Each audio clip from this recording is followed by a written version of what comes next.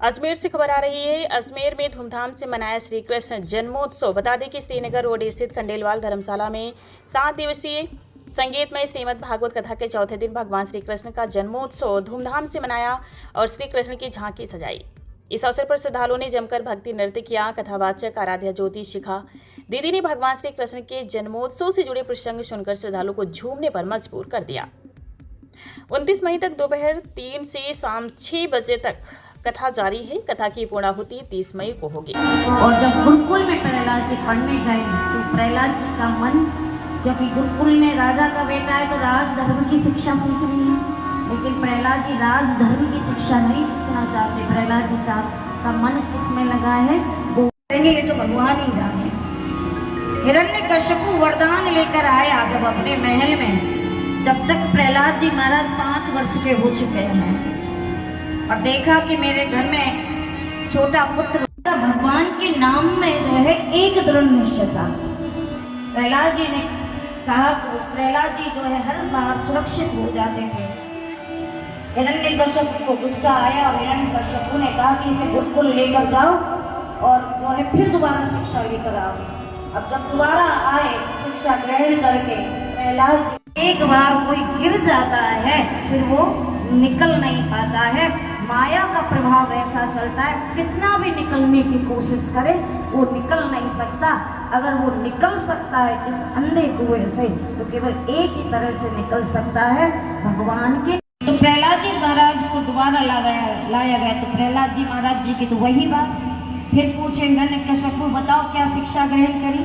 तो प्रहलाद जी महाराज ने तो एक ही बात करी कि पिताजी मैं तो बस इतना जानता हूँ कि नारायण जो है वो व्यापक है, हरि जो है व्यापक है, और उस व्यापक भगवान को जहाँ से पुकारो वहीं प्रकट सुना जाए।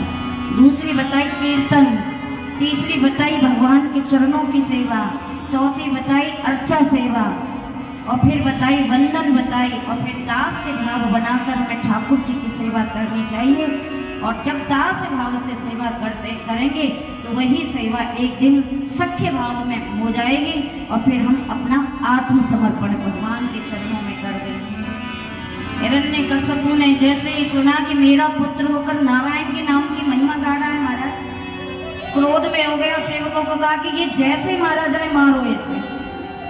तो सेवकों ने पहाड़ से गिराया, कुएं में डुबाया, नदी में फेंका, सर्पों के बिल में रखा गया, लेकिन हर बार जो है प्रहलाद आपके यहाँ खंडेलवाल धर्मशाला में सीधा वृंदावन से तुम्हारी दीदी जी के द्वारा 7 दिवसीय कथा का अनुष्ठान, जिसमें कि आज चौथा दिवस है।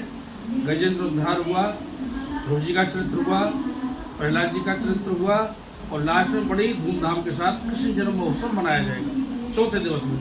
ये 7 दिवसीय आयोजन है, 30 तारीख तक ये आयोजन चलेगा। किस तरह से जन्मोत्सव मना गया? झांकी के साथ भगवान का जन्म कंस के कारागार में हुआ, अत्याचार के द्वारा हुआ। 8वें स्थान पर भगवान कृष्ण का जन्म होता है। 7वां जो गर्भ होता है देवकी जी का, वो माया के द्वारा उसे रोहिणी जी को उधर पहुंचाया जाता है। 8वें स्थान पर भगवान स्वयं नर शरीर रूप में देवकी जी के यहाँ जन्म लेकर के आते हैं, और वसुदेव जी उनको नंद जी के यहाँ छोड़ के जाते हैं। तो वहाँ बड़े धूमधाम के साथ उनके जन्म का महोत्सव मनाया जाता है।